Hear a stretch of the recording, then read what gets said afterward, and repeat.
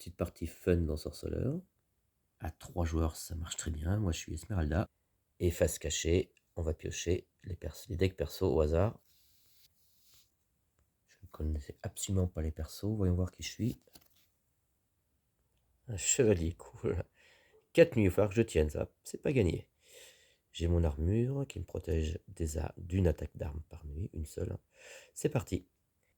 Alors, hache, épée, arc, je peux attaquer seulement la hache ou l'arc, hein, on dit qu'ils sont en face, là, 3. C'est parti. Je prends la hache et je vise Mathurin, qui m'a visé aussi simultanément. Petite prière, je ferme les yeux. Quelques secondes.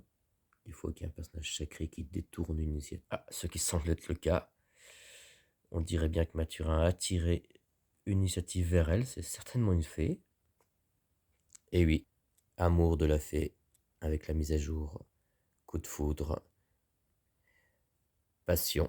J'ai plus qu'une seule option de victoire. Tant que le joueur qui m'a donné donc la fée est en vie. Je survis ensemble pendant 3 nuits. C'est une lune de miel.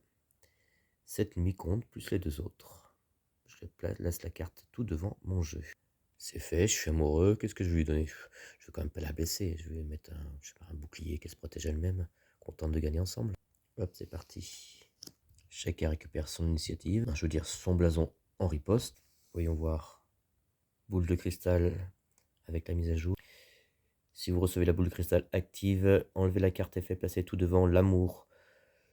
Donnez-la dès que possible encore active. Punaise. Qu'est-ce qui se passe? J'aurais pas été amoureux longtemps. Et en plus, la fée est dead. Donc je remets la boule de cristal dispo. Et l'amour, c'est la prochaine carte que je vais donner en initiative. Je la mets direct près de mon blason. Ça, je sais qu'il faut que je la donne. Et encore active. Le perso, il va croire que je suis la fée. Deuxième nuit. De toute façon, ça va se jouer entre nous deux. Faut que je tienne 4 nuits, moi.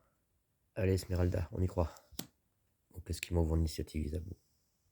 Une baguette. Je comprends plus rien, ça l'a fait normalement. Il a dû récupérer ça de la fée. Avec la mise à jour, ébloui, vous inactivez texte à l'envers la première carte possible du deck initial des autres persos. Vous ne pourrez plus l'utiliser.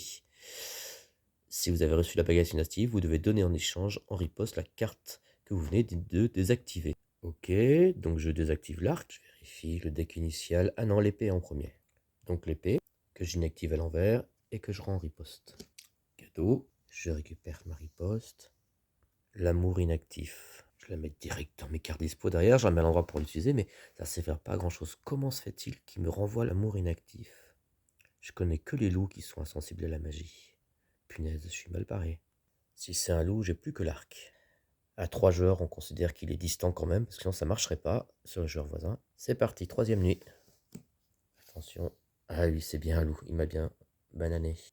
Une blessure, j'ai même pas mon bouclier pour me protéger. Je peux lui renvoyer que des cartes magiques inactives pour sur lui. Allez, un petit peu l'amour. Et je vais me récupérer une deuxième morsure. Eh oui. Fin de la 3e nuit, 2 blessures. Je suis mort. Je faisais pas le poids. Je cache mon blason. Isabeau a gagné en tant que loup. Je peux pas toujours gagner, hein. La preuve que je triche pas. Simulation. J'ai perdu.